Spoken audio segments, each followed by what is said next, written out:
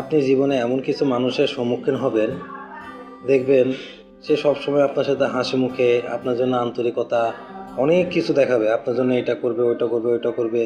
আপনি তখন মনে করবেন সেই মানুষটা আসলে মন থেকে অনেক ভালো। তার অপোজিটে দেখবেন এমন একটা মানুষ, হয়তো সে আপনার সাথে ঠিকমতো কথা বলে না, হয়তো কথা বললে একটু গম্ভীর ভাষায় কথা বলে, একটু রাগান্বিতভাবে কথা বলে।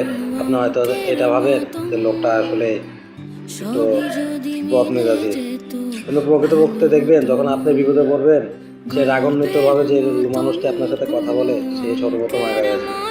সেই মিষ্টি ভাষী মানুষগুলো তখন আর আপনাকে সামনে আসবে না। যখন আপনি পরিস্থিতি সামাল দিয়ে যখন আবার সামনে হাঁটা শুরু করবেন, তখন দেখবেন যে মিষ্টি ভাষী মানুষগুলো আপনার পিছনে আবার আসবে সে আগের মতো।